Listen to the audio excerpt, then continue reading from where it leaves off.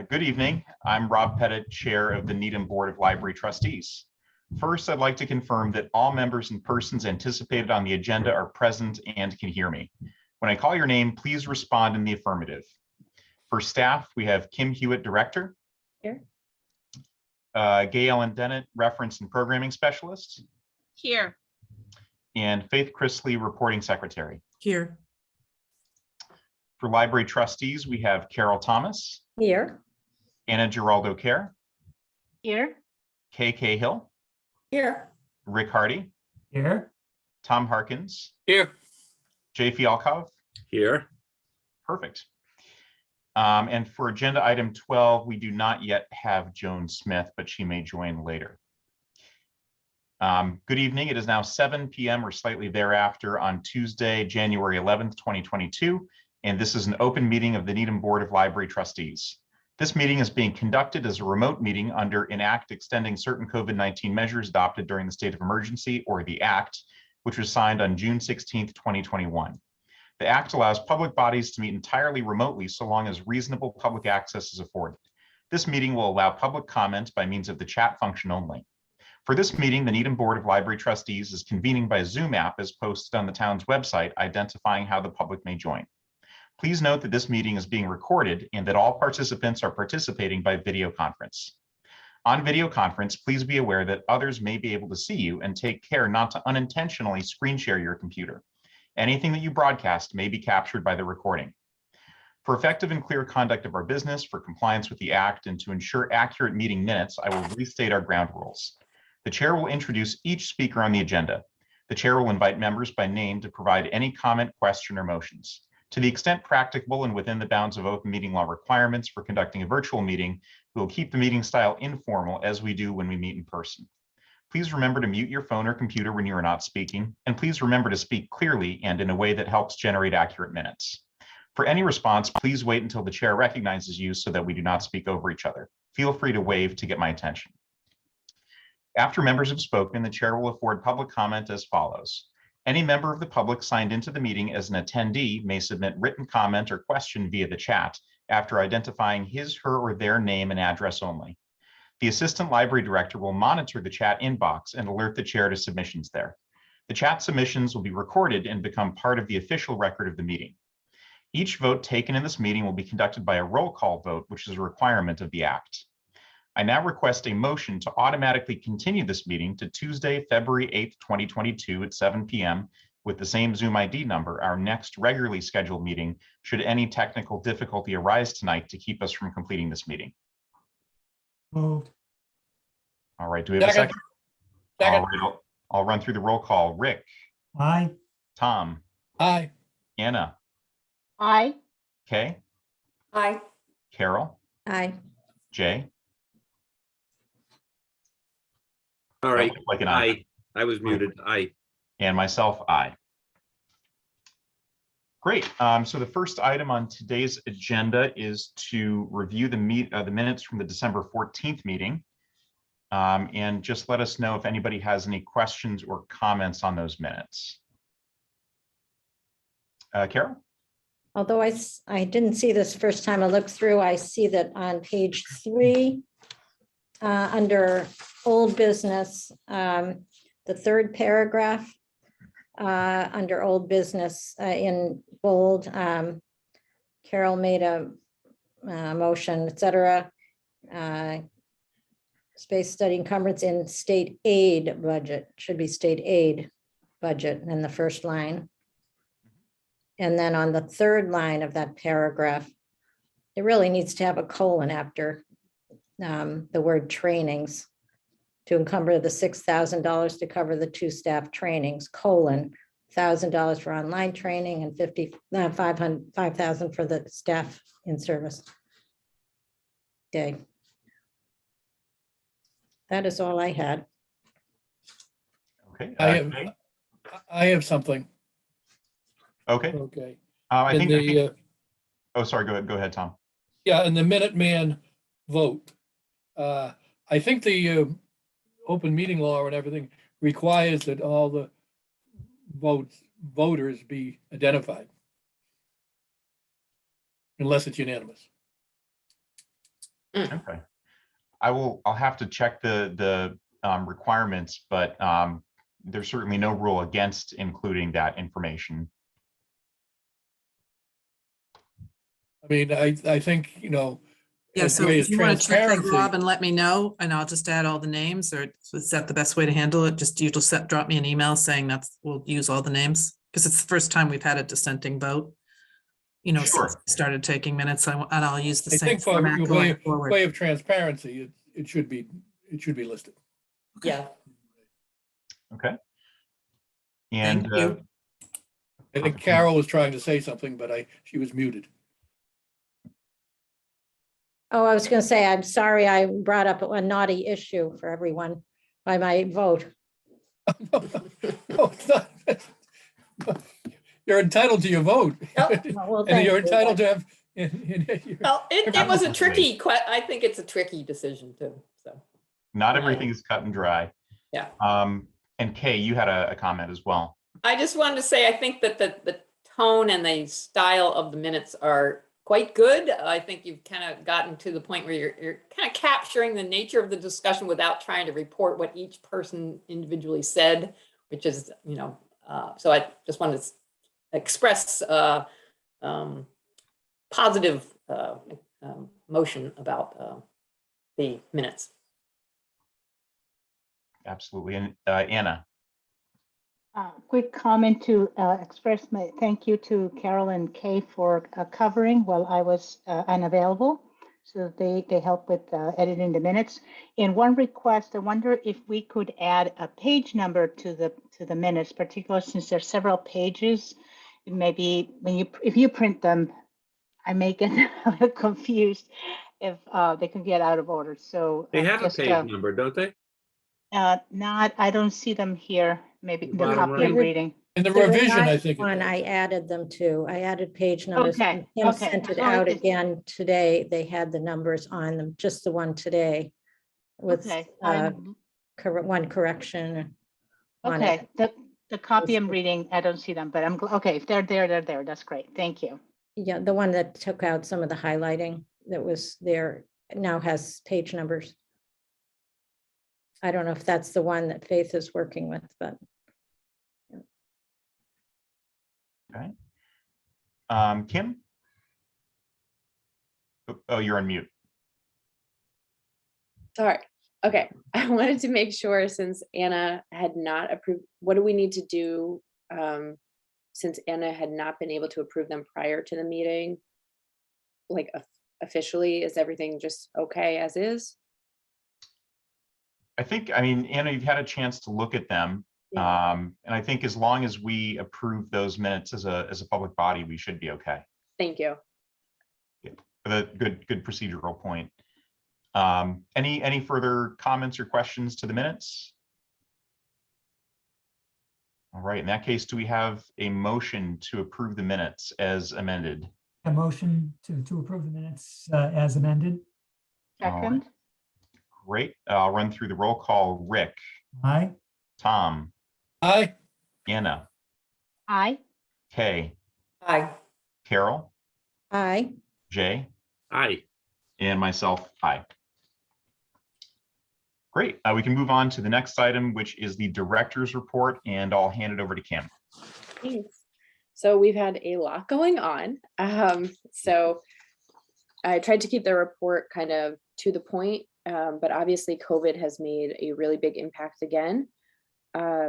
So masks are now required in the library per the Board of Health. That goes through at least January 20th, to my understanding. They'll be revisiting that issue periodically. So I'll obviously update you as I know more. Most programs have been shifted to virtual for the next several weeks. We do have a read to a dog program, which is an appointment-based, one child and the dog in a room. That felt fine to keep going with. But most have shifted to virtual for the next few weeks. We are temporarily spacing out our computers and, to allow for social distancing and setting a time limit of 2 hours to kind of encourage people to sort of move along. It's kind of getting back to how it felt in early 2020 when we reopened libraries. And we're spacing out some seating as well. And again, that's all temporary. We'll revisit towards the end of January.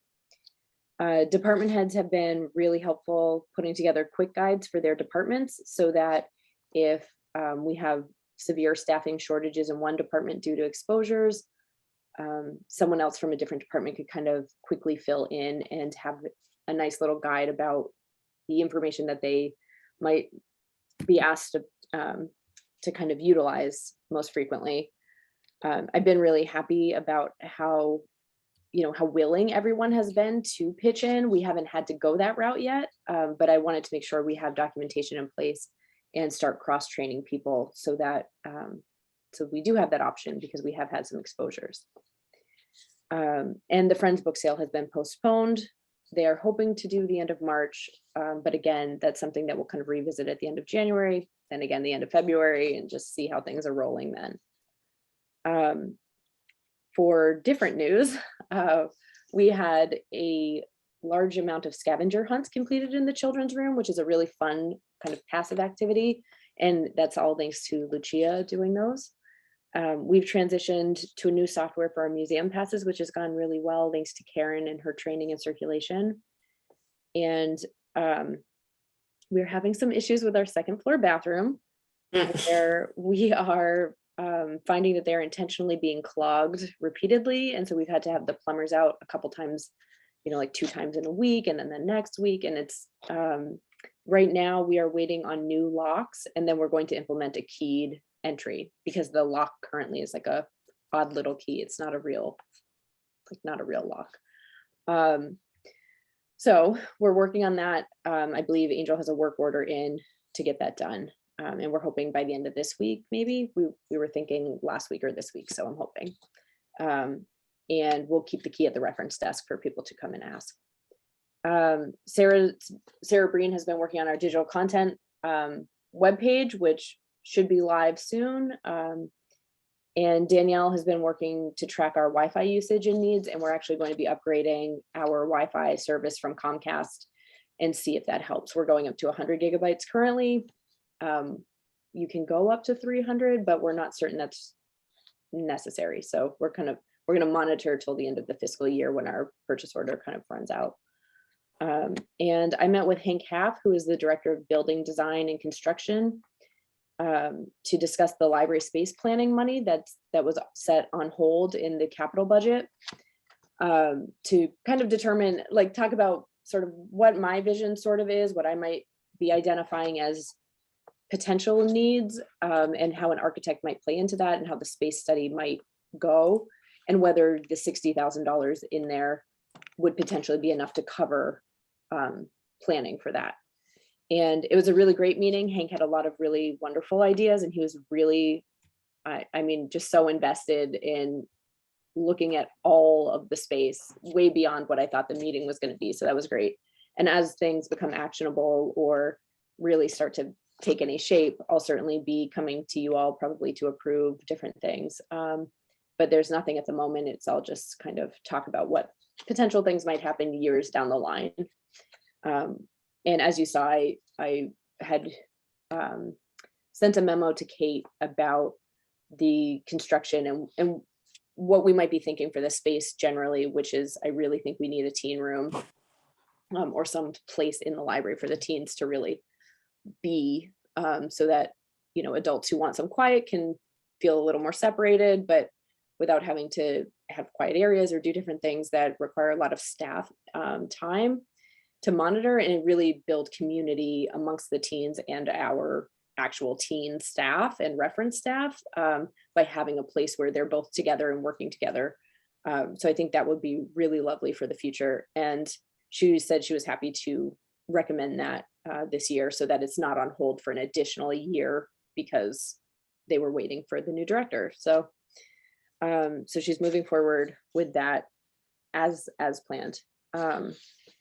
And we are in the beginning stages of planning an in-service day with John Wortman, who probably is familiar to most of you. He's done a lot of kind of HR related work with the town, specifically with the library.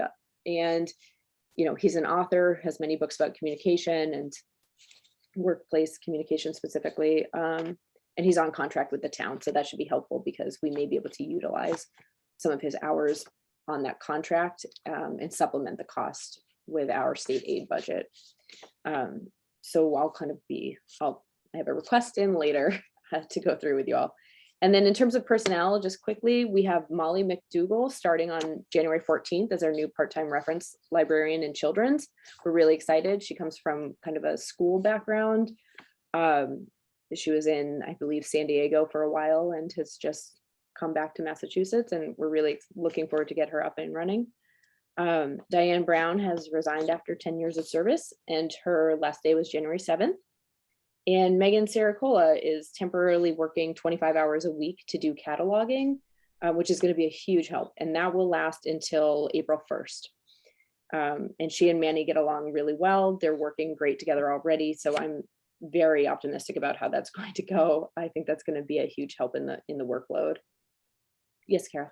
I just wondered, what is Megan's usual job at the library? She's a reference librarian. Oh, okay. Yes, I'm sorry, just I not should include acquainted. that. I Yes, don't think I'm she acquainted. worked in technical services actually for, I believe, about a year, helping with opening boxes and processing incoming materials, things like that. And then she switched over to reference. She has her degree. And so it seemed like a natural fit to have her come back and help. And it still is utilizing her actual degree by doing the cataloging. So she's excited to get the experience on her resume, and it's kind of a win-win for all of us. And then last thing, we are still in the process of hiring for circulation. We had several folks that we scheduled interviews with that had to cancel for various, mostly COVID sounding reasons, even though they were on Zoom. They were not well at the time. So, you know, we're rescheduling those. And we are also working on hiring at least one of the part-time technical services positions that's open so that we can, again, keep moving. But I'd really like to wait on the second one until we get someone in the department head role so that they can kind of pick that person on their team. And just yesterday, actually, so this isn't in here, but just yesterday, we did get the slate of candidates for another part-time position in children's. So looking forward to all of that. And as for, oh, sorry. So I just felt, we just covered a whole lot of things there. And before we kind of jump to the next section, I had a couple things I just wanted to say. I wanted to thank you and the staff greatly for the cross-training efforts for everybody to learn each other's skills, because that's so crucial all the time, but now it's really very, very important for, so I really congratulate you and the staff for jumping in on that, and thanks. I just had a small sort of technical question about Sarah Breen's working on updating digital content webpage. So I assume by digital content, we're talking about like Canopy and movies and other things. I find that on our website, the digital content versus online resources, they're two terms that are very not clear to the public, I think, and could be easily confused. So I just thought, I know that online resources, what we really mean are sort of the databases for research purposes or information. And I just wonder if the terminology could be maybe clarified on those two, digital content versus online resources, and made so that the public can kind of get more easily what we're talking about. Yeah, we will definitely look into that. We're certainly known for our jargon, so we want to get away from that where we can. Yeah. I saw Anna with your hand up, and then Rick. Thank you. Yeah, I want to echo Kay's comments on cross-training. That's the critical way to handle all the uncertainty that is happening because of COVID, and these folks may have to stay home for different reasons. I'm just curious, how many vacancies are there? I know you're in the process of hiring. They said that there's 2 part-time positions and you were recruiting for another one. So how many vacancies do we have? We have 3 that we're in the process of filling for circulation. We're furthest along in that. We have 2 in technical services. We have 1 that's currently open in children's. I believe that's the last of them, but I'm not 100% sure that children's doesn't have another one lingering. Oh, you know what? And as I'm saying that, I'm realizing 2 people that had retired in December, and maybe 1 was in November actually, but we've talked about 2 people in circulation had also retired, and we have not yet gotten around to posting their jobs. So we're still hiring the 3 from, I think, November-ish is when we got their applications in December. So I'm not sure how long So- it's vacant. So I'm counting 6 positions. And then Diane's, yeah. Okay, and so our staff, is this the reason for cross-training? Or how are you covering, or people doing overtime, or how? No, we have some part-timers that are picking up shifts as needed, filling holes, mostly in circulation is where it counts. Tech services, they're not covering public service desks. And what we're focusing on with the cross-training is having the ability to cover our service points so that we wouldn't have to shut down an area or something because no one's there to work it.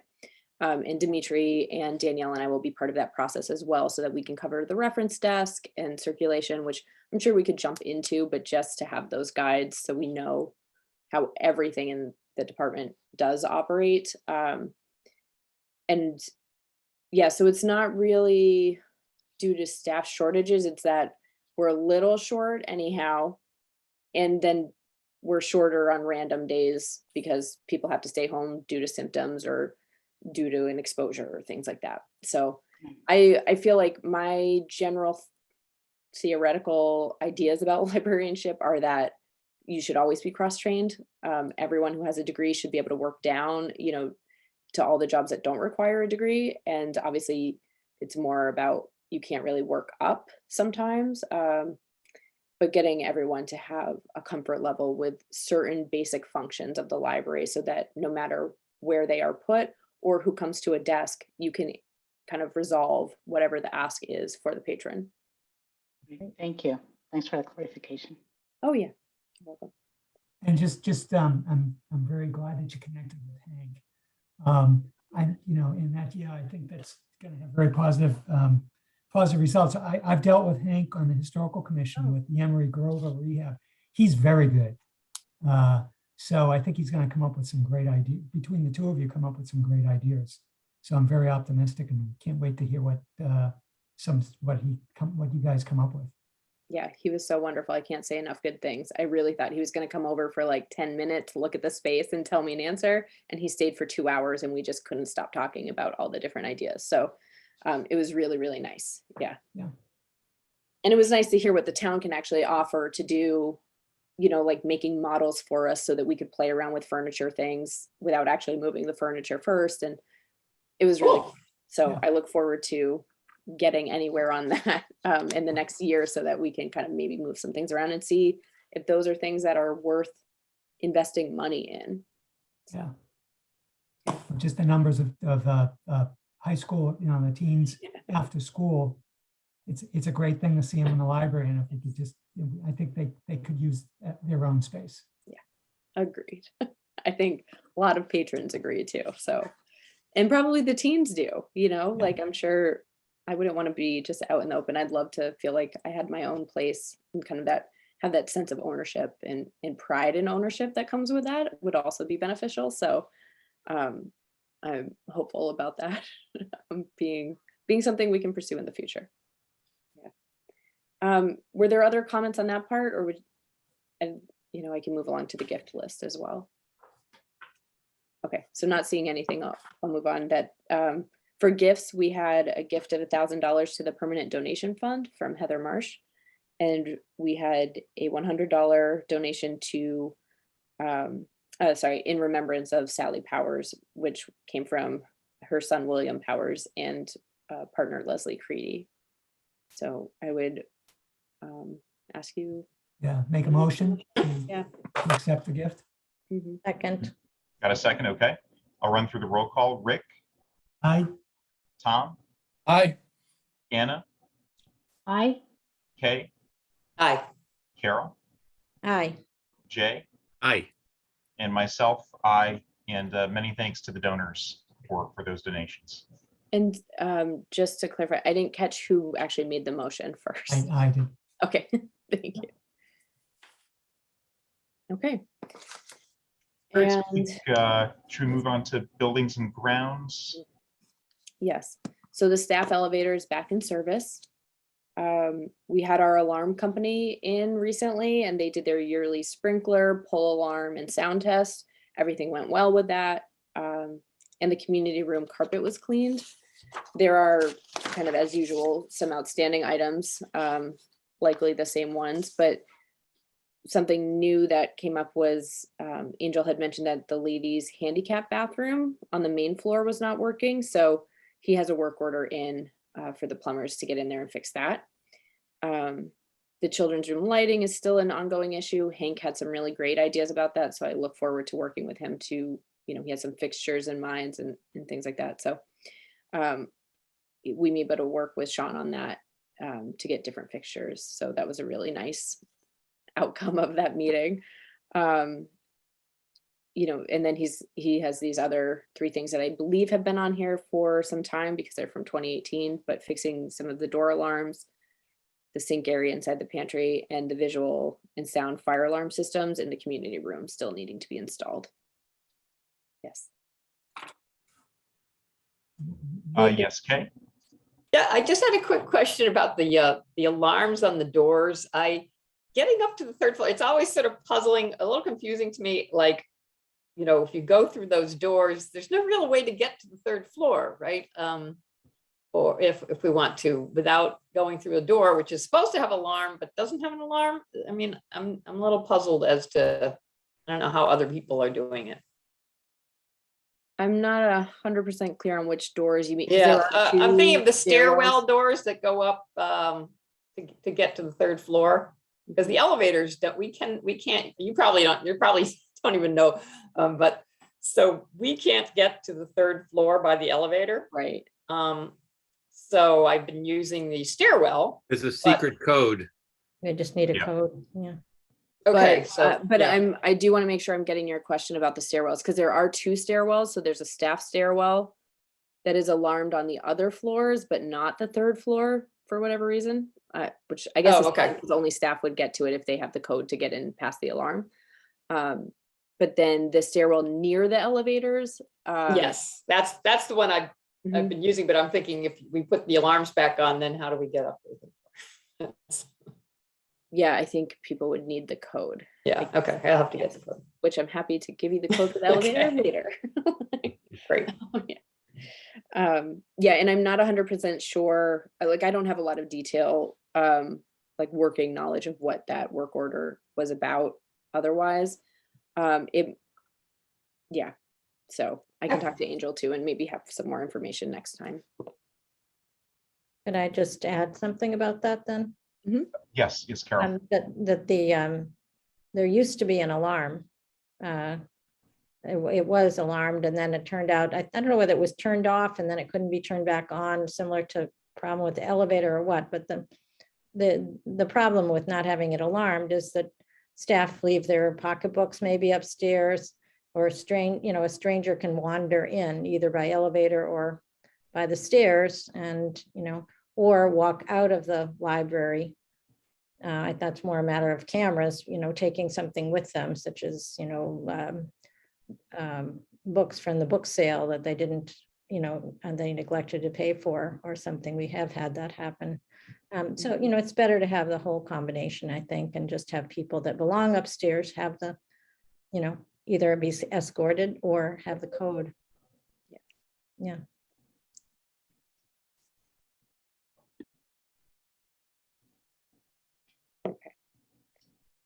So, any other comments about the buildings and grounds? And if not, I'll move on to the financial report.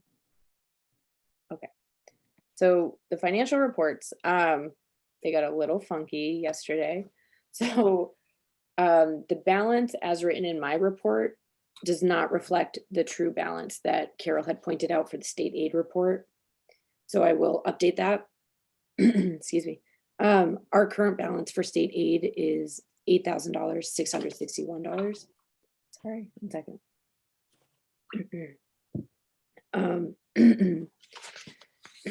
We had expenditures, the normal things for canopy and overdrive from state aid, but then we also were able to move along with a contract, or not contract, but a vendor for staff training, which is the Homeless Training Institute, which is the Ryan Dowd program that we discussed previously. And that was actually a bit less than what they had given me as a quote initially. So I'm not going to look a gift horse in the mouth. That's what they gave us. So that was pretty exciting because we can get started with that, any day, really. I mean, right now isn't a super ideal time. People don't have a lot of free time when they're at work right now, due to, again, those shortages and things. But I'm really excited that we have it so that people can start. And yes, so I will, and we got our state aid award is actually in the proper accounts now. So that is the $24,000 that you see as receipts. For trust funds, we had a disbursement of Weller funds for YA books from Baker and Taylor. The Hatch funds were used for YA books and playaways from Baker and Taylor and Find Away. That's for like our playaway devices. It's the typical vendor for those. And then the permanent donation fund was spent out on children's, adults, and YA books from Baker and Taylor. And that's all I have for my part of the financial report, but there were some motions from Carol. So Carol, I don't know if you'd like to take over at this point. Sure. I had two motions that I was thinking of presenting. One had to do with state aid, since we're on state aid right now, to do what I think we've done in the past, which is to be a little bit conservative and make it our policy, at least for this year. And I think we probably voted on this year by year. Some of the others of you might recollect whether that's actually accurate, but our practice and perhaps our vote has been to not spend state aid in the within the fiscal year for when it was received. So this year is fiscal 22. We wouldn't spend that $24,000 or the second installment, which will come along in a couple of months, until fiscal 23. And two reasons for that. One being that if we spent down all of our money in 1 year and there was nothing in the kitty in state aid, it's possible that we might have an emergency and nobody to pay for whatever it was other than state aid. So we'd like to know that there's some money there at all times. And also it's that the amount of state aid it really does fluctuate. And so you can't count on it being the same the next year. So my motion that I see was written right into the agenda. Oh, actually into your report. Thank you for doing that, Kim. Is to refrain from spending fiscal 22 state aid awards until fiscal 23 or after, even if they're earmarked. So that's my motion. We have any discussion, Kay? Just a question so I understand. So does that mean that at the end of the fiscal year in June, we would need to have as a balance in our state aid account the $24,000 that we just received plus whatever additional funds? So the total amount of 2022 state aid would be in the account at the end of the fiscal year. Is that what we're saying? Yes, to carry over to fiscal 23. Okay, so so it would be the motion is to make sure it's still there when the fiscal year ends. Yes, as a balance, even though it might be encumbered. Okay. I don't think Point anybody. of order, it should be seconded. Somebody should. I didn't second. hear a second. Yeah, I'll second. thank you. And one clarification question for me, just to confirm, we would be able to encumber if we wanted to. It's the expenditure that this relates to, right? Yes. That was my intention. Yeah. I think that's what I wrote, even if earmarked. I think it's, yeah, I thought it was clear, just wanted to confirm. Yeah. Any further discussion on this? Yeah, I think that any motion like this, or any motion could also be changed immediately anyway, Yes. right? Right. In a We don't want to. emergency. We don't want to, hinder. We're not able to hinder future boards from making decisions, you know. Um, Yeah, I Carol? think that's right. And, if we wanted to make it more of a lasting thing, so we didn't need to remember to have a motion each year, which of course we could override by a single action. If an emergency arose, we could add it to that, the state aid use policy, to say it's our practice to do thus. And, but we haven't done that. It's not in there right now. I mean, there's no reason we can't amend the motion to do that. We could, although I think with our policies, we need to present them Vote in one next. meeting and vote on them the next meeting. You're right. So we could do that. It'll be fine. I don't think there's any danger that we're going to be spending that money. So I don't have an opinion on that as to whether it's better to go ahead, or we could do both. We could vote on it for now, and then Kim could bring us the revised policy. And Kim, does this work for you? Yeah, I think it's really prudent because, say the state does get rid of the program next year or something like that, at least you have some money set aside to do projects or to sit on for, kind of as needed use. So I think that's a very common practice, I think, so. And just personally, I'm all in favor of voting on it now, and then we can always update the policy later, but it's good to have it on the record. And especially, Kim's going to be presenting to FinCom on February 2nd. They might have questions about the state aid policy and our views in state aid generally. And it'll be nice, to the extent this does come up, that we could say that, yeah, we've taken a vote. This is our policy. So we've got a motion on the floor. It's been seconded. Any further discussion? Great. In that case, I'll move to the roll call. Rick, Aye. Tom, aye. Anna, Aye. Kay, Aye.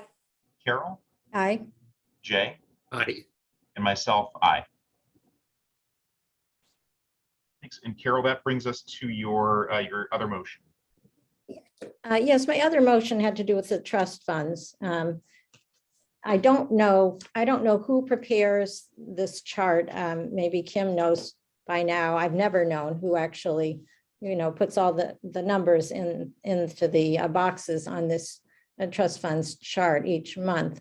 But I was aware that in the past we have set aside 10% of the income, which we find out about once a year, what the annual income was for the previous fiscal year. Usually we don't find out till, I don't know, late September, October. But once we do find out, our policy has been to add 10% of that income to the principal of the trust and not spend it. And so it wouldn't show as available. Where else it changes on the last 2 or 3 columns, I don't know, because I'm not entirely clear about those, what's included or not. But my idea is that we will continue to do what we've done in the past. It's a conservative thing, and it gives a little boost to each of the trust funds to do that, as well as hopefully they're appreciating on their own. We add a little bit of the income to them. So that is my motion, which is to add 10% of the fiscal 2021 trust fund income to the principal of each trust, removing that amount from the funds expendable category on the report. I have a question. I have a couple of questions about this. Well, that's my motion. Okay. And Tom, your questions? Yeah, my question is, one of the questions is that, a lot of these trust documents have a lot of provisions to them. And for instance, I'm thinking of the Charles and Marnie Henderson Fund, which is unique in how much money, a certain amount of the interest cannot be spent until the fund reaches a total dollar amount of such and such, right? And adding, the principal, adding the, 10% of the interest to principal, will that affect anyway? I think that we have 3 lawyers on the committee here, and I think there's a good question. I think that's a question that should be, does it affect can we do that within the bounds of the trust documents? I know the permanent donation fund, there's no problem with putting it back, I don't think. But I don't know all the provisions, like the Tolman Fund, has provisions, that half the money goes to us, half the money goes to a temperance organization, supposedly. And, Who manages the funds? Commissioner of Trust Funds, I think. No, the funds are managed by the finance department. The commissioners of trust funds don't manage the funds. Oh, they don't? No, they do not. They just see to how they're spent. I mean, approve the expenditures. That's why we every month we send the commissioners of trust funds things we all sign as chairman. We send that to the commissioners of trust funds for them to pay them. But they don't manage the, investing of. The investing, that's a whole different thing, yeah. Yeah, that's what I thought you meant by managing the trust. Yeah. No, the town I finance meant who department. manages the actual money and who would move the money and The town who could finance. answer the question you're asking is whether how it would affect the fund to make a requirement like this. Yeah, that's what I'm saying. Yeah. Just a thought. I mean, if we're concerned about, the impact with some of the conditions that are on some of these trust funds, the motion could always be, to the extent not inconsistent with the applicable trust fund documentation. And then the motion as is would come after that. So to the extent there is an inconsistency, the trust fund parameters that are currently in place would overrule. Yes, I guess when you're talking about the trust fund where half of it goes to a temperance society, I guess if you put some money back in, you're going to divide that with the temperance society. So I guess that is a complication.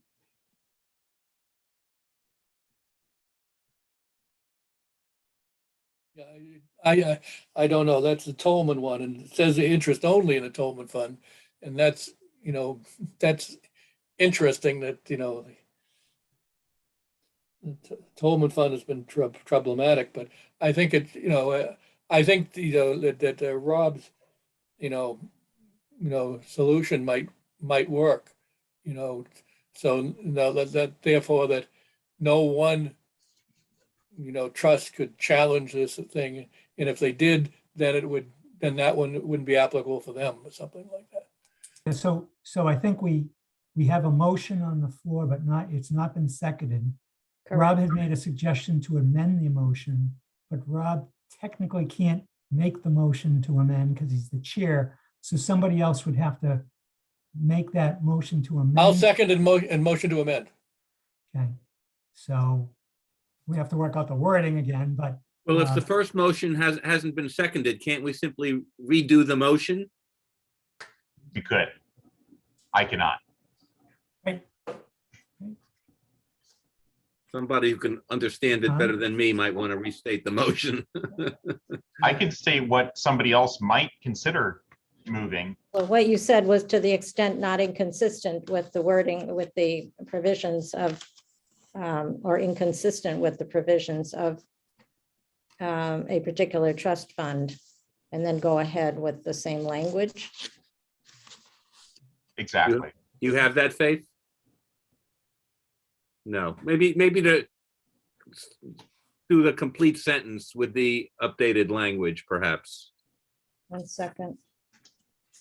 I'm shuffling papers here, sorry. here. So the wording, I think, might be to the extent not inconsistent with the workings or wording of a particular trust fund, to add 10% of the fiscal year 2021 trust fund income to the principal of each trust, comma, removing that amount from the, in quotes, funds expendable column on the report.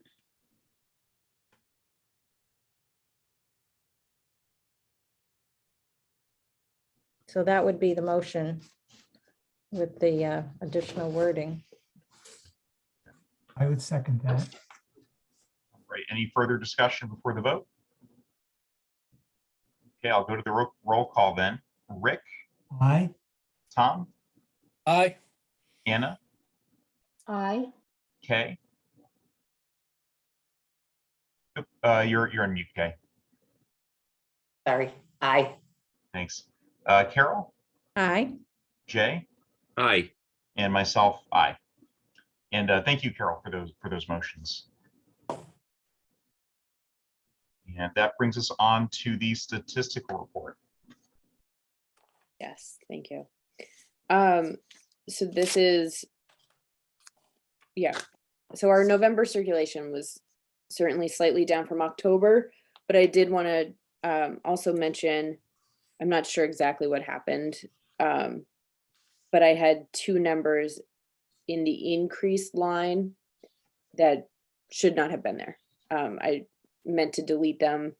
They are not accurate. So I'll read through what I wanted to mention. So our circulation was down slightly. It was 1.4% less.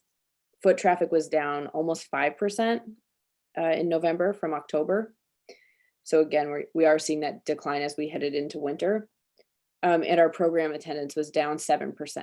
So that's, you know, a fairly good sized drop. We saw an increase in our website hits, but then the other numbers there about study room usage and computer use were incorrect. So computer use, we saw an increase by 6.3% in November, and study rooms actually remained remarkably even. It was like one reservation off. So that's kind of what we're seeing. And you know, just anecdotally, we're definitely seeing a lot less people in the building over the past few weeks. So I would expect this to be the trend through the winter, and hopefully in the spring start to rise again. But people are definitely calling and asking us if we have a mask mandate. And I think with the intention of not coming when we didn't have it, and we only just got it. So I'm hoping that will help people feel more comfortable coming into the building, but we will see. Yeah, and then, you know, you have the actual numbers. So if there are any questions, I'm happy to discuss. All right, any discussion on the statistics? Okay. Just so I understand, I'm looking for the percentages that you were just reading out. Are we, for some reason, I'm not seeing those percentages. We have two sheets here. One is headed November 2021. Yes, And it sorry, compares they are 2021 with 2020. And then the other one is the holdings, November Right. holdings. So they are written in my director's report. I put the percentages together. The person who prepares the statistics does not do that part. They are generally, they are looking at numbers from November 2021 compared to 2020. And I find it also. So they're not on the sheet, the separate sheets. Okay. Right. It's me going through and looking at October to November and comparing numbers. Yeah. But we have those figures from October, so we can look back in last month's package and see the October numbers. And so we can just calculate if which. Yeah. And I just find it helpful to pull out a few, to pull out a few that we're, you know, concerned with more broadly, just so we are kind of seeing like what the trend is in an immediate sense, because I think looking at 2020 to now. In normal times, that would be helpful. Right now, it's not super helpful. So I've just tried to pull out a few and provide the statistics. But again, that's where I must have been interrupted and just not gotten back to it. But I meant to pull out the number after website hits until you get to computer use. So I'm going to revise that and send this out again so that we'll have the correct information for the record, in perpetuity. So, yeah. Okay. And then new business, I didn't have anything that was actionable. It was all kind of mentioned. In Could I just go back for a sec? Oh, yes, I'm sorry. Sure, Carol. Yeah. I just wanted to ask you about the appropriated budget.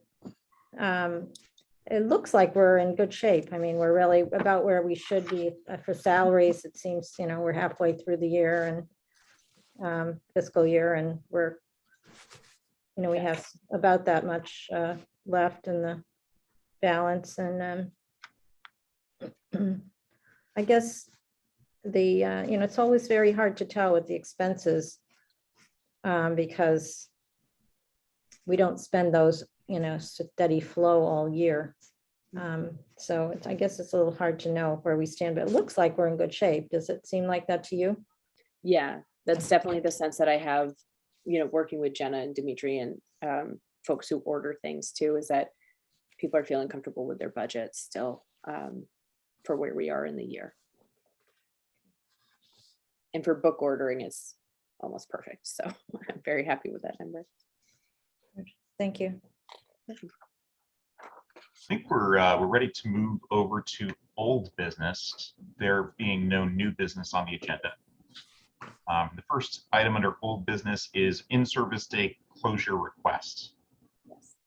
So I'm requesting to close on April 1st for an in-service day. And so I know that it being April Fool's Day was a potential concern, but we will definitely do a lot of publicity. And that was a date that just kind of was meant to be in terms of working with John, because that was the one he had available. And it was one that I had pegged as a potential date.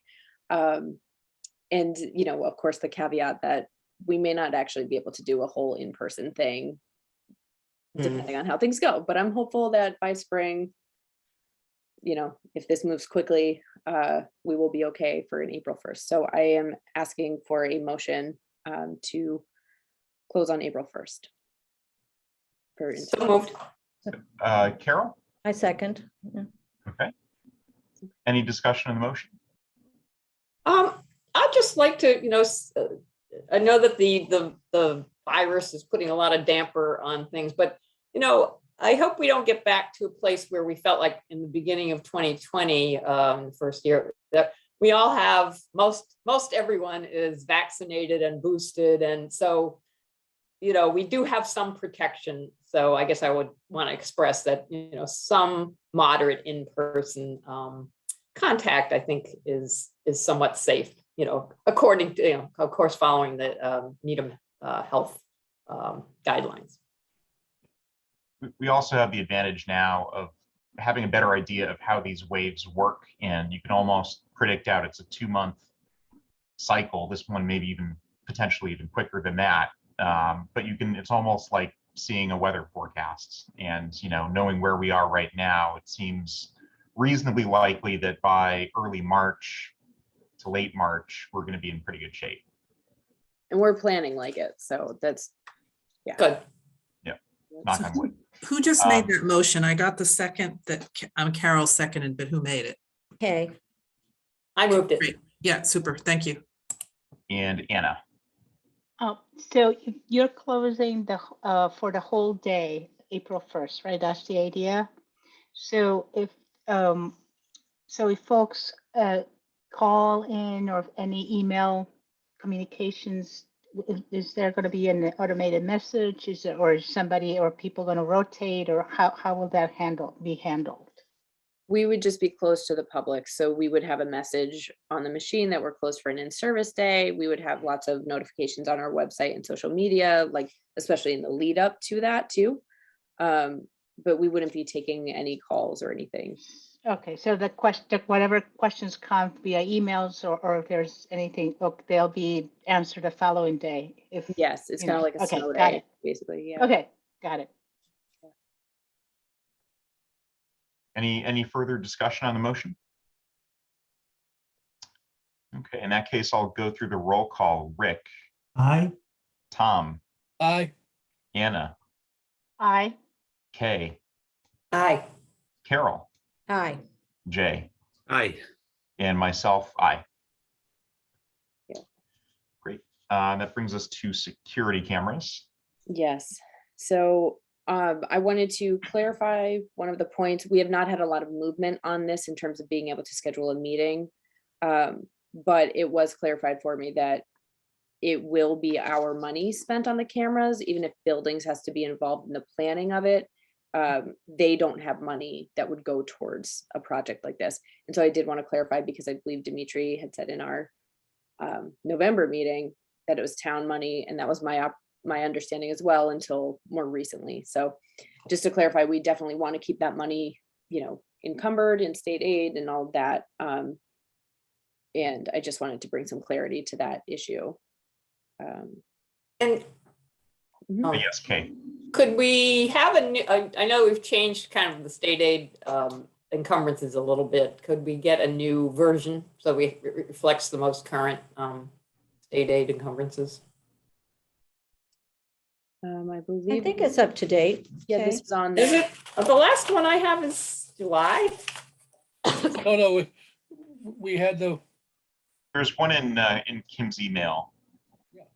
Oh, this month, oh, really? there's actually two. One, the most recent one had an $80,000 balance. Okay. I'll look The other back one through had the an email. $81,000 balance. So we have, Encumbrances of 80,000. Yeah, the encumbrances. One was, it used to be, it was 81 and there was 88,000. It reflected the difference in the 6,000. I guess I was meaning for okay, we're not talking about next year's state aid, we're talking about the current year's. Yeah. Okay. yeah, right. yeah. I'm not sure that it will be spent in this fiscal year. That kind of depends on the planning department or buildings.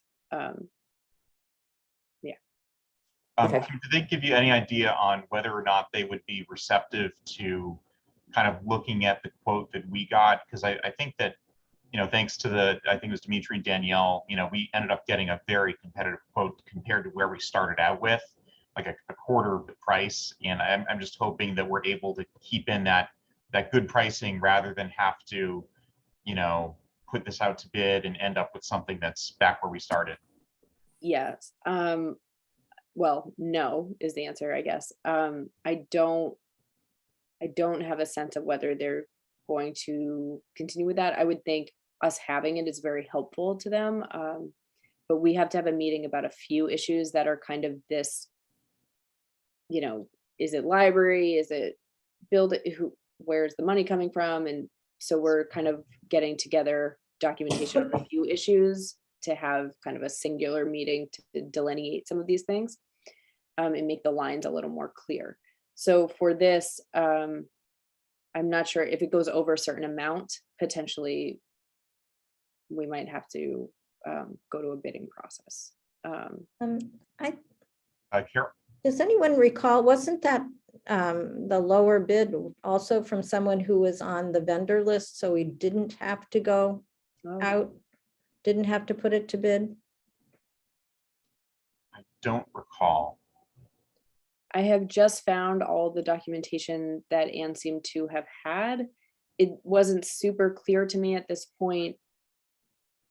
It wasn't super clear. It was a lot of quotes that were printed out and things. And Danielle would know, since she worked with it. I would think she would. No? I've tried to get a list of where we were hoping to have cameras, and Danielle was able to provide that, but wasn't quite clear on some things either. So we're working through that before having this meeting. So that's kind of been some of the holdup. Okay. I mean, the high bid was Sully Mack, right? Yeah. Sullivan McLaughlin. Yeah. And that was around, I think, 100K. at least, yeah. Yeah. Yeah, So we definitely will be moving forward with that hopefully this month to actually have a meeting. If we can get everyone together from all the departments. Anything else on security cameras? In that case, next item under old business is the equity and inclusion resolution. Are there any updates from anybody on that front? No, I but, think in the, go ahead, Oh, Tom. yes, Tom? yeah, in the, the thing, it says children's titles audit. Is there a number missing? Yes, Paula has not been in to provide that number for me. So Oh, okay. yes, Okay, I'm so that- sorry. I should have taken that out. Yeah, following up on that, I noticed with interest is that, so, next week is the annual Martin Luther King um,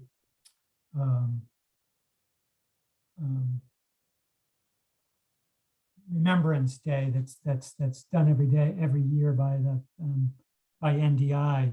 And I know in past years we've participated.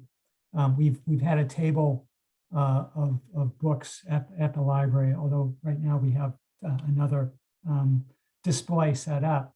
But I noted with interest the titles that have been added.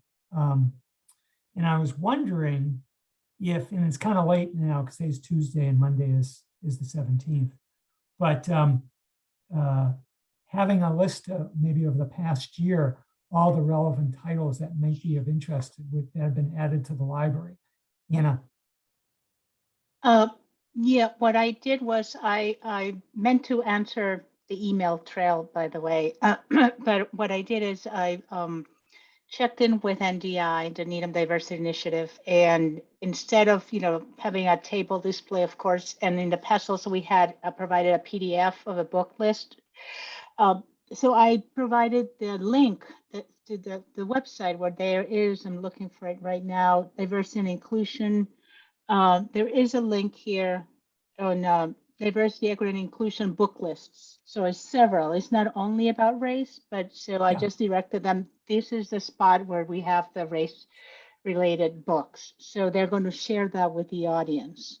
So that we've morphed it to a digital contribution instead of physical contribution or display. So to add to that, so would the new titles be on that list, or would there be a sort of a lag between the titles that we've acquired? I don't know the sequence that is being used here. They're just showing like anti-racism book list, DEI book list, Black History Month book list. I don't know there's no dates, publication dates. So, it's just, but there's lots, which I think it will help, the people will have different choices and different reading interests. Yeah, or as an introduction, just to let folks know and sort of toot our own horn, to say maybe in the past year, here's how many titles have been acquired since last year, which may be helpful for folks to say, oh, I sort of know what's there. Well, you may not know what's there because there's new titles. I don't know, just a thought. I think there's a little disconnect too between these numbers that we have keeping track of our DEI resolution progress, because these are titles ordered. And when the book actually comes through, or the material actually comes through, can be quite variable after that. So I would assume what goes up on the website is what we actually have our hands on, or is on our available, rather than just on order. Yeah, that makes me think of something to consider down the road, and maybe every quarter or half a year in the fiscal year to have an audit of, okay, between, since we started the resolution until now, how many books have we ordered, or just to have an idea of what's happening. Because we're not tallying, we're just getting a list every month of these are the incremental numbers, right? But we don't know in the totality by quarter, by 6 months period, what is the result of those efforts. books, programming, training. So just something to think about. Yeah, those would be the three categories that if it's to correspond to our resolution, Kim, we have programming that we put on, we have resources that we purchase or make access to, and then the third thing is the training and staff, impact on staff, having maybe a more diverse staff and having training about, some of the things that you're have signed up everybody to do online to learn about the webinars. Kay? And I'm wondering, just in terms of the purchase of books and other materials, whether we should set some sort of goal or target that we're working toward, percentage or, so I'm not sure whether we have any guidelines or parameters that we're working toward. Staff purview, maybe recommend to us what that goal should be? And just in terms of what other libraries have done or what's available or. It might be difficult to quantify. But I'd be curious to hear what other libraries have done, certainly. I mean, things, you don't want to buy things that aren't worth buying just because you're looking for a number or a percentage. And maybe you want to buy more things than your sort of goal because there is a lot all of a sudden that's worth acquiring. Yeah, but it seems like Yeah. some sort of parameters might make some sense. I mean, you couldn't say you have a goal to do it, but I suppose you could say, this is what we have done. We have acquired, X titles this year. Of those, X are, seem to be helpful for DEI, as DEI resource material. You could do it that way as opposed to making your purchase decisions based on a sort of And percentage. a number or even a number. I don't know. It seems like, certain number of books per year, or just, some sort of parameter. Tom? Yeah, I think it'd be very hard to quantify how many books were ordered, because of our initiative that we did, or how many, remember the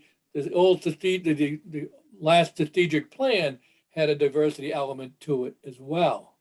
And how many books would have been ordered anyway in those Right. categories. So I think that's very, as someone said, difficult to quantify, and also to, Okay. and it's also tending to get more out of policy and into management. And I think we have to recognize our role that way. Carol? I would agree with that, Tom. And I also think that, but I don't think that it's a problem that we were already doing what we wanted to be doing. What our resolution was to redouble our efforts, not to start from, a zero. So I don't see any problem in, that this is sort of what we're doing now, and this is in line with our resolution.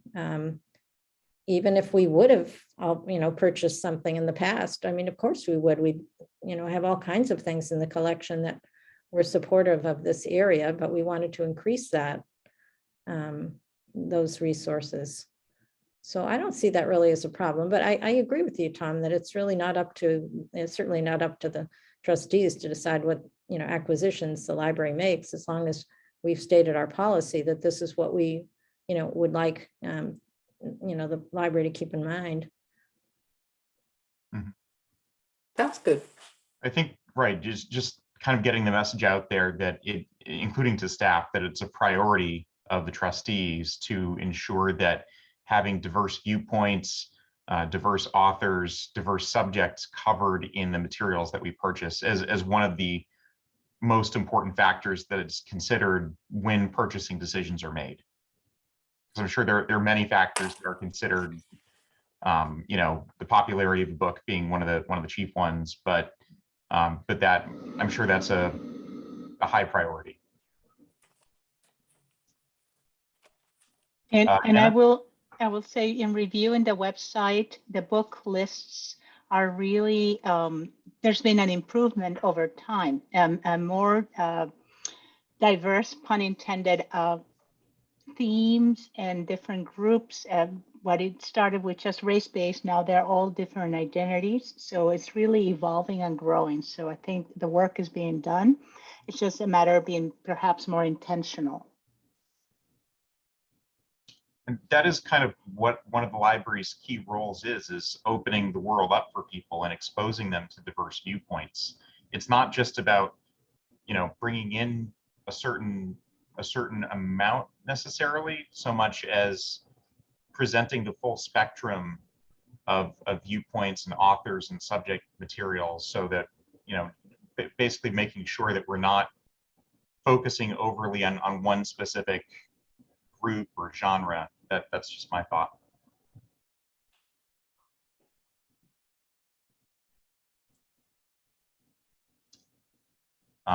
Was there any further discussion on equity and inclusion? Just a quick reminder of our upcoming book group on the January 27th. I just put the link in the chat if you'd like to register. We have so far about 33 people who've registered.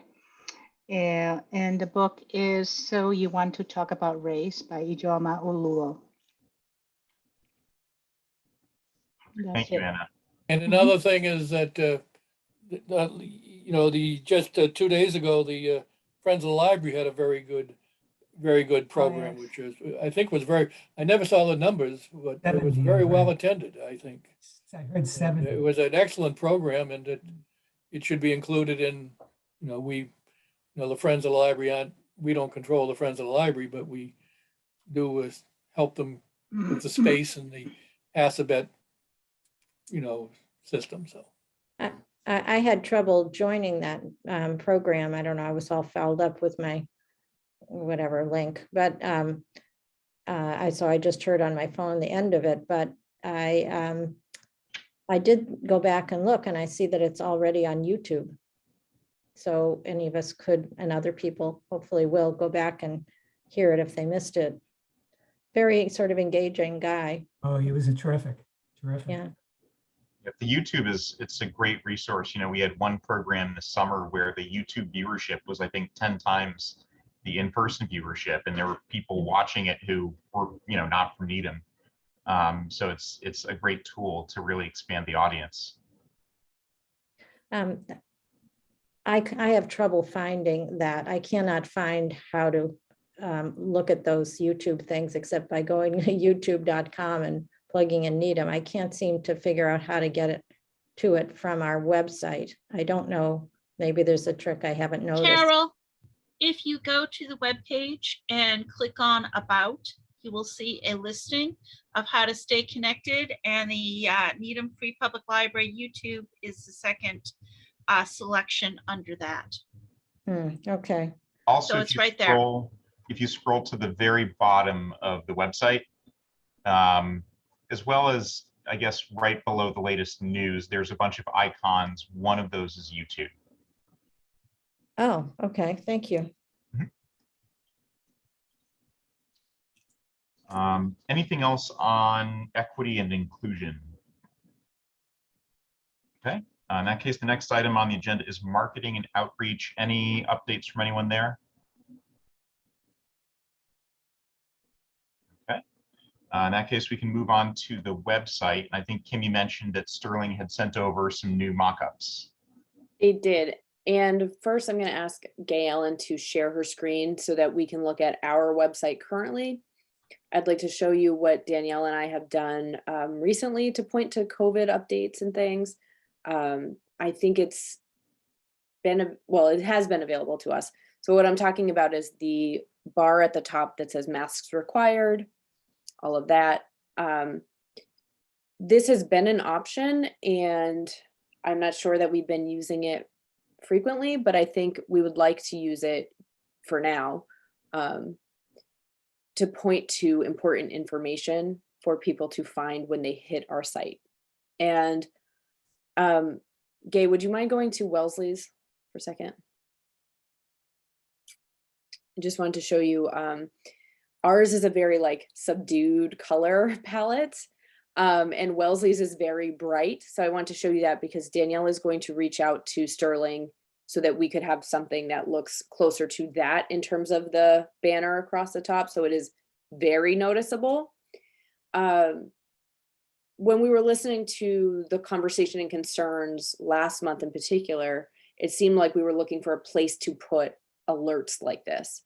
And so this might be a good tool for us because, and I'm sorry, Gay, you'll have to go back to our page, but I just wanted you to see the Wellesley, it's so much brighter. So we're working on that part, but this is directing people to go to the About menu, and then Danielle has a whole page so that people can read more specifics about what we're doing.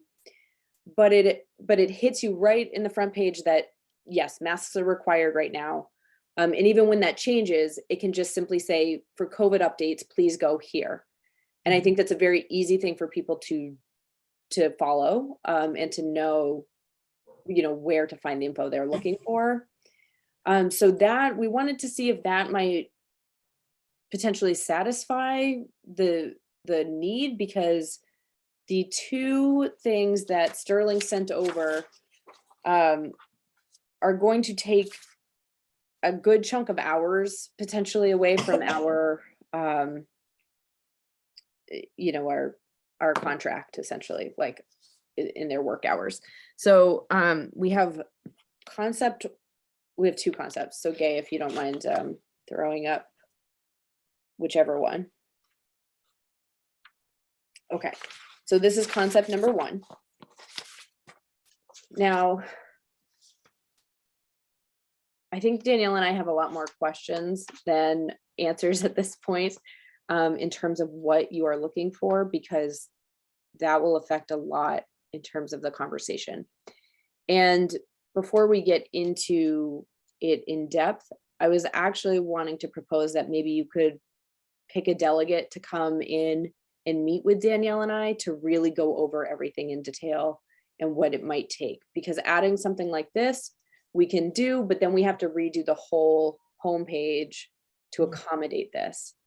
And if we're going to go that route, it's going to need a lot more work. This, we're looking at least 6 hours of their time, and we only have 12 hours left for the fiscal year. And 6 of those approximately will be needed for critical updates. They tell us about 12 hours a year. And so we're figuring if we're halfway through our contract with them, probably we need to put aside at least 6 of them for that. So this would kind of use up what we have for the year. And then the second option is a little less. Again, though, it would need to fit somewhere on our homepage. This one, they were saying maybe about 3 hours, and it would only show these 1 to 3 items. They did include the arrows on both sides, but in reading what they wrote to us with it, they said 1 to 3 items. So it wouldn't be scrolling. So you would just see the info that we wanted you to see. But I sort of feel like, based on the concerns that I heard last time, maybe the banner at the top would satisfy that need. I think we need some other adjustments on the site. We of course loved Wellesley's, that they have the videos right up front. And there might be things we can do to make some of those smaller changes happen, but essentially both of the mock-ups that they have given us are going to really change the homepage.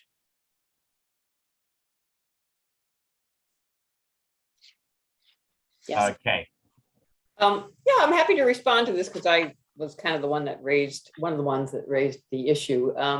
So yes, a big yes to the way using the banner across the top. I think that is a perfect and great, and we should be updating that regularly. And I'm happy to see that you've kind of arrived at that using that.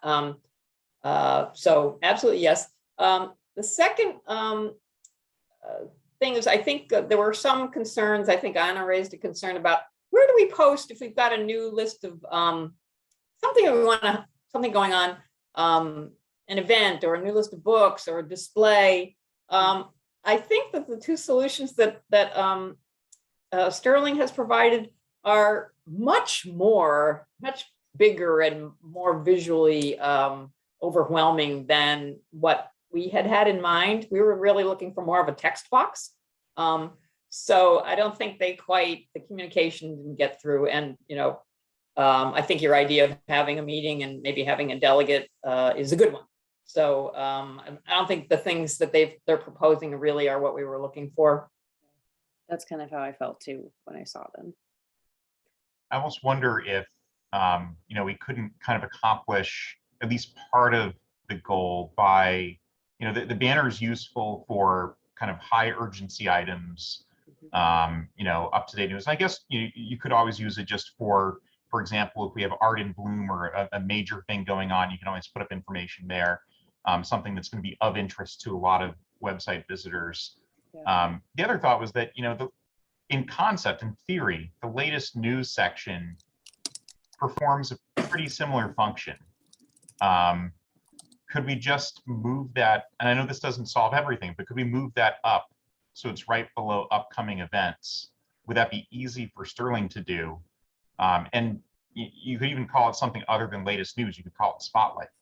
And that would give the ability to provide all of these updates. It would just be this, like it is right now, a rotating thing of updates.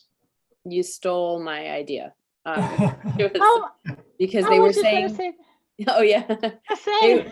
they were saying like, we're just going to repurpose the library news thing and we could move that up or keep it and add something. But I was sort of feeling like we want the events to be right up there. I think that's great. But our Discover bar, it's large, but we want people to be able to access the search. And so without too much fuss, I think they could move it so that the information about, museum passes or whatever that's a little bit lower, like, or right now is in the middle of the page. If we just switch that, people typically know to use the menus to look for items like that. And if they do scroll, they're scrolling past the big things that we want you to see. But if we switched it, like Rob described, actually, and Gay, if you don't mind sharing your screen so that we can see the website, I'd really love that, so that we can all kind of know what we're looking at. Because I don't assume anyone has our website memorized.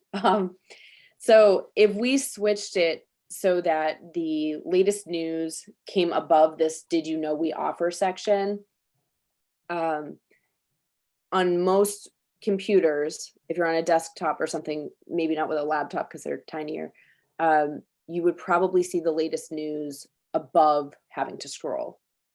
Like on my computer, when I open the site, I see all this stuff about "Did you know we have this?" but I don't see the library news.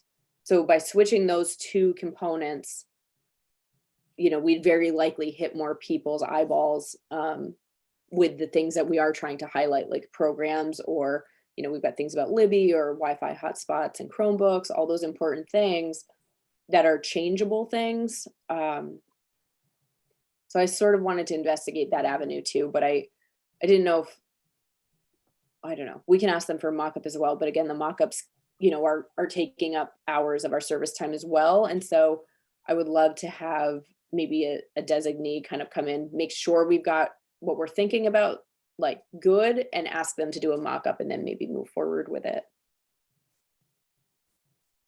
Yeah, I mean, I think this is a viable possibility, is moving up the latest news. I think the latest news needs a little bit of help in terms of, it's a little funny the way it's a little hard to read, but I think that might be a good solution. So yeah, I'd be good with that. And Kay, would you be interested in being the delegate, or should we ask, see who'd be interested in that? I'm happy to be it. I've done a lot of website work. That's my life is the last several years has been writing for websites. Yeah. So, but if anybody else is, really wants to jump in, that's okay too. I think you're a good choice. You got it. Yeah. And also, in addition to moving it, and I know it's just a matter of nomenclature, but we can always call it Spotlight instead of latest news. And that might, latest news, you think of, okay, this is just updates. Spotlight might draw people in expecting a different type of content. Again, I know that's more window dressing than anything else, but that sounds like a good plan for the website. Yeah. So that takes us out of old business and into the Art and Exhibits Committee report. Kay, do you have any updates on that? Yeah, we have a lot, actually. Well, I mean, we have our committee met at the first week of, actually last week of December. And we have now a lineup, not for the full year, but for quite a number of months that we'll need a vote on. So what I'd like to do is just show you, Gayon, are you able to show the artists as I go through the list? Let me see if I can pull that stuff up. I may not be able to. Sorry, I didn't have it set up. I should have set it up. Let's see what I can do.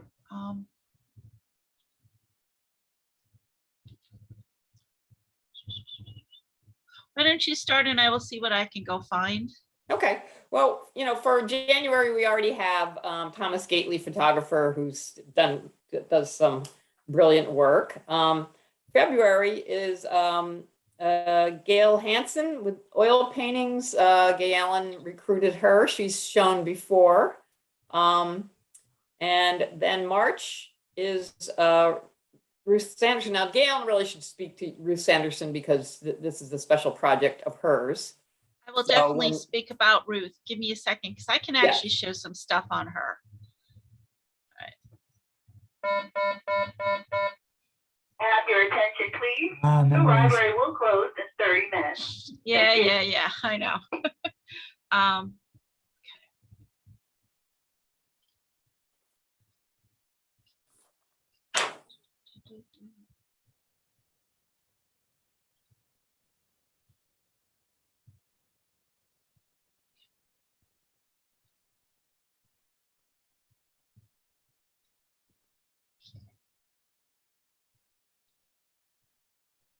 So Ruth Sanderson has just written a brand new biography called A Storm of Horses. It is based on the life of French artist Rosa Bonheur, who was one of the people who was very popular in France when it came to doing realistic animals, which is not something that they normally had, so to speak. So I have numerous pictures of hers. Let me go see if I'm sharing it. So she is going to be coming to the library in March, a date to be determined. We're still trying to figure out what date it is, and COVID is not helping matters, but she will be talking about the process she did for researching this. She went to France and actually saw Rosa's house. So I am hoping that she will be able to show pictures of that. I've seen them. They're gorgeous, but this is what we're going to have up on our wall, as well as some of the pictures from she's done for other covers that she has done with horses. I've actually seen a e-arc of the book. It's lovely. It is a children's type book, just so you know, but it's sort of what you would call a YA/children's biography. It comes in that thing. So I'm looking forward to that. Great. Oh yeah, so that's magnificent. And she has one very, very famous work, A Storm of Horses, which all of you would probably recognize if you saw that painting. Of Rosa Bonheur. So in March, Gail, I don't know if you have Candy Sidner's in the cases in March. I don't know if you have Candy Sidner or you want to switch to my screen. Give me I can, you know what, I'm going to switch to your screen because I know you have her. So give me just a second and let me promote you up. Okay. Okay, Kay, you should be able to share screen. So, so where's my share screen button? There it is.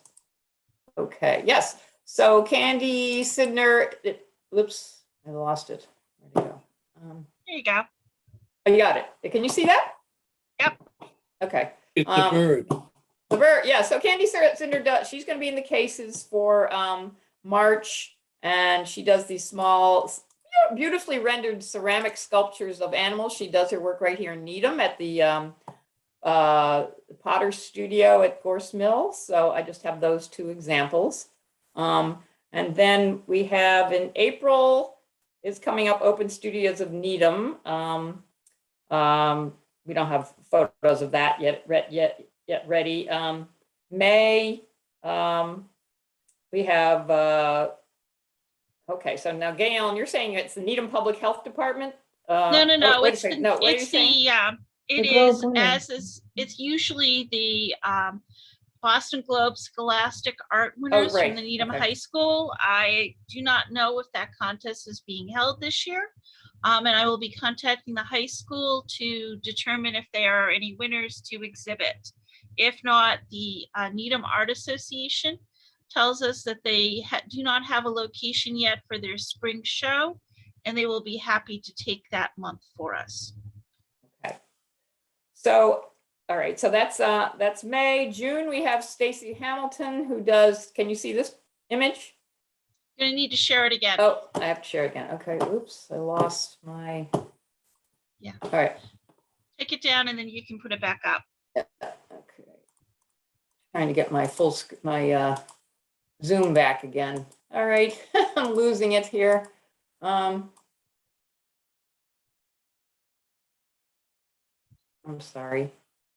I have two different screens up, so it's a little hard for me to find. Lost my control bar. All right, well, I wasn't planning to do. I don't seem to be able to find my control bar here. So, okay, I guess I can't show this to you because.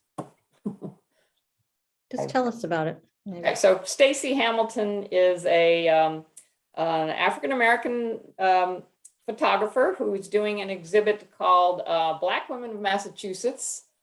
She will exhibit in May, and she does beautiful portraits.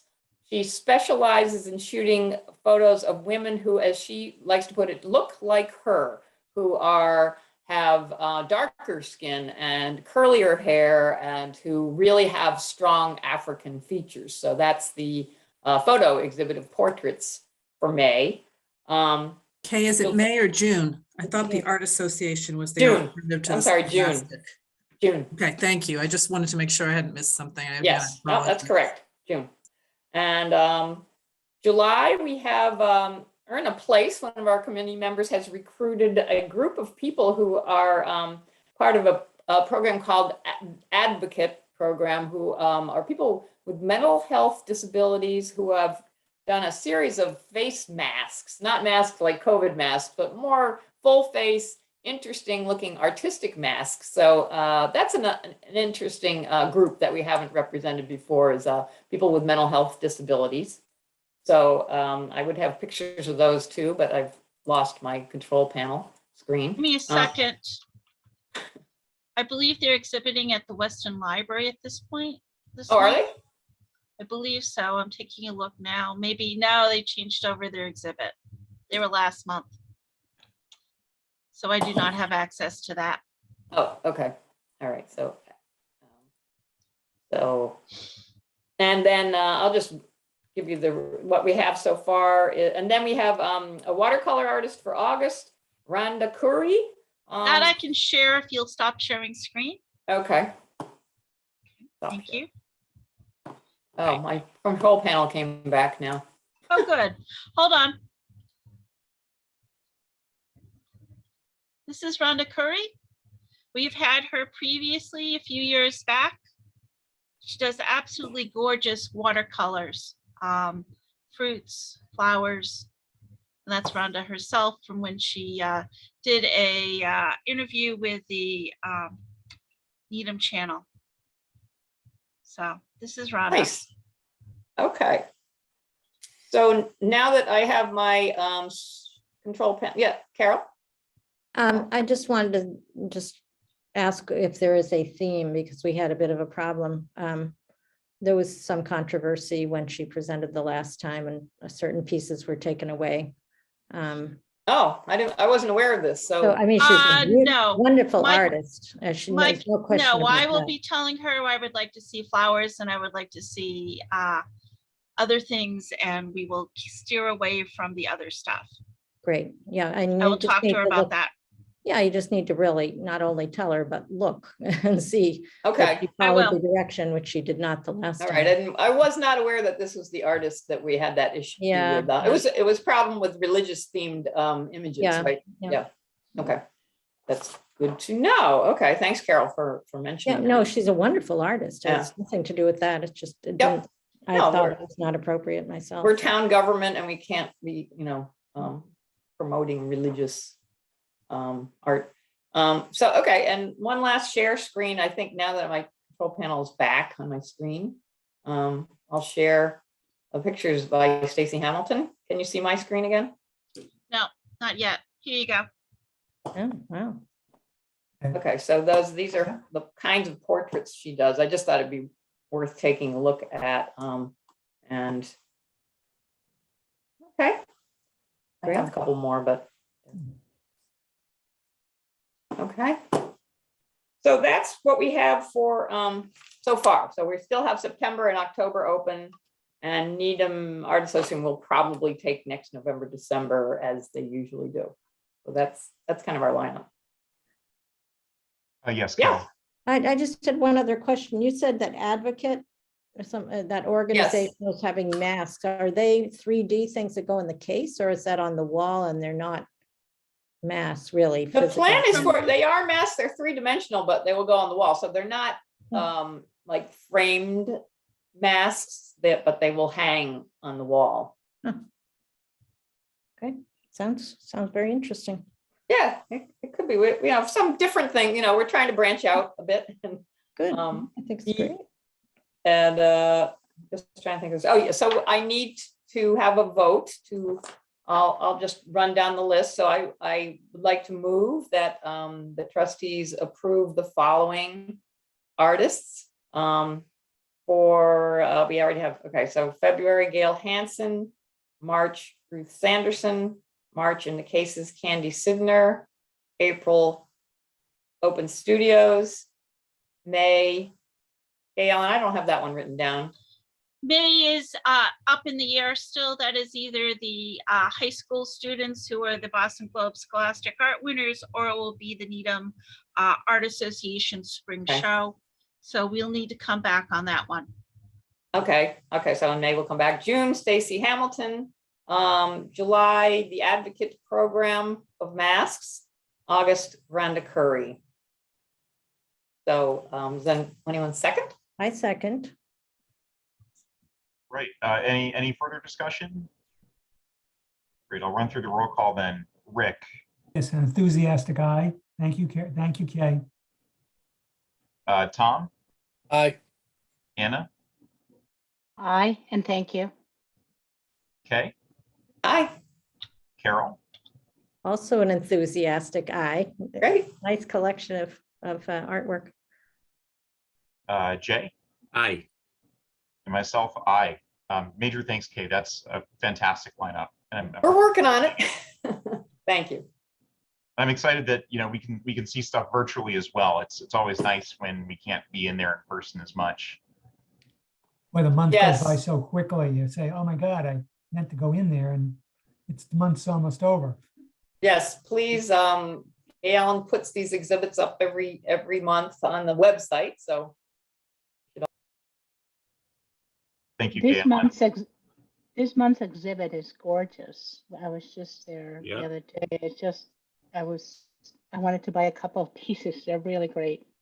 Actually, he is selling them various sizes.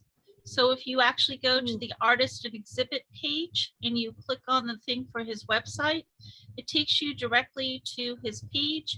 His first slideshow is a thing about the library's thing, and it will give you the pricing for each of the various pieces and what size, and whether you want it framed or not, or whatever, or if you want it as a note card. So it's a very versatile artist, and he's probably the best prepared one I've dealt with so far. Amen. Great. Yeah, he had a great artist statement too. Great. Okay, we can move on then to the McIver series. Carol, did you have an update on that? There isn't much. It's time to publicize and get the artwork out for the first of the McIvers in February, which will be Gloria Grice presenting a program on notable Needhamites. I don't know where that stands. You were going to have a poster, Gail, but I was hoping to have one tonight, but let's say that last week's snowstorm pretty Yeah, much I did know. me in. But I have one partially done. It still needs some assistance. I'm not thrilled with the colors I chose or the fonts, but I Alright, do well- have something available. all right. And I well, will finish it tomorrow and send it to you. Great. And, you know, if you can want to tweak it after that, we can just see if the text is right and then we'll move on. Yeah. We'll talk about the other publicity. So, yeah, great. So that's really all there is on that. The description of the program in March about the chemical mercury and a little bit of an environmental justice aspect has been written up and it's ready to go, but we still, you know, we'll publicize that when the time comes.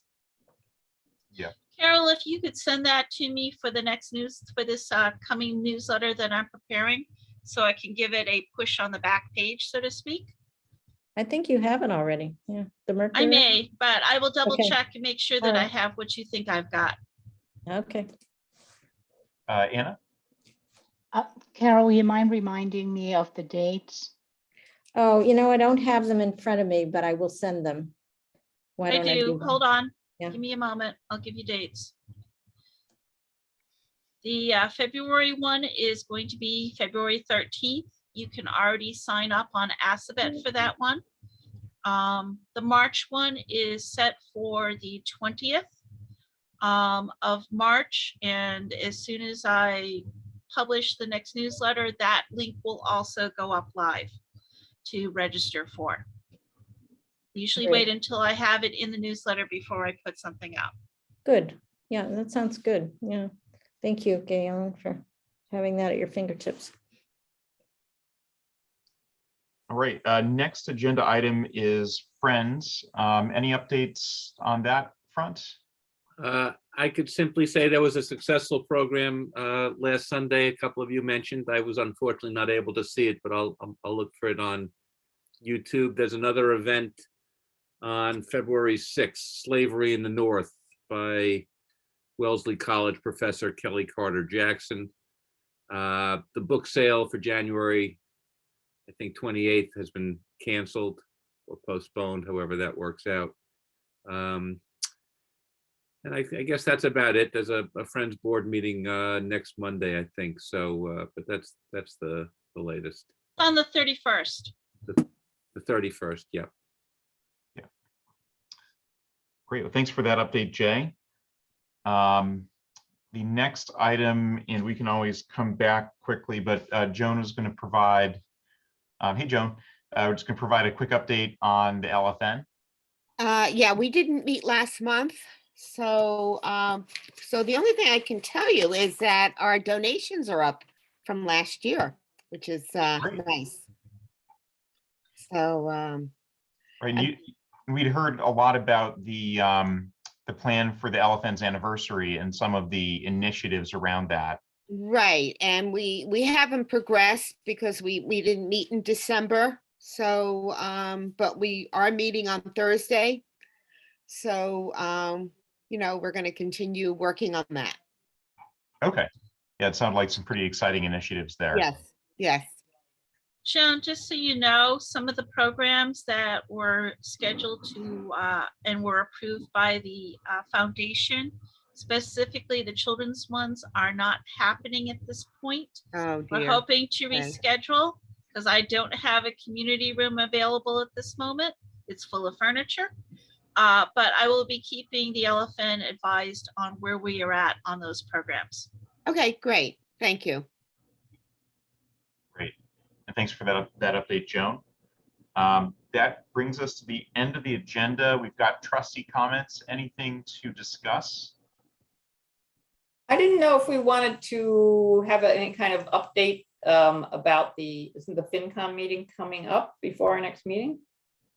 That's a very good plan, and I'm happy to kind of provide, my thoughts. And, Kim and I have spoken about this. Jay and I met with FinCom back in June to kind of just go over our initiatives for the coming year, some of our priorities, talk about our funding sources. So the plan is, we'll join Kim at the FinCom meeting on February 2nd. There will be a Zoom link available for other folks to watch that meeting. But Kim has, a presentation and some talking points to discuss with FinCom with respect to the specific requests.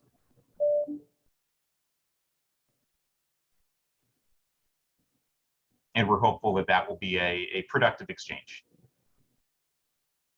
And it would be useful to make sure that if we could have all the trustees in attendance virtually. Yeah. Do we have a time already and a date? Do we? I believe it's at 7 p.m. It's the 2nd? Yes, February 2nd. It's 2nd. And yeah, well, so Jay and I will be there in person. There will be a Zoom link for everyone else. And Kim had circulated some of the items that we'll be discussing, the space planning request, a few of the other items to be discussed, including a plan for moving some of the overdrive expenses into the materials budget and making some tweaks there to help absorb that. Great. Anything else under trustee comments? Okay, in that case, do we have a motion to adjourn? So moved. Second. Second.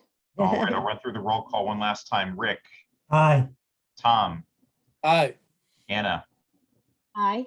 Kay, Aye. Carol, Aye. Jay, Aye. and myself, aye.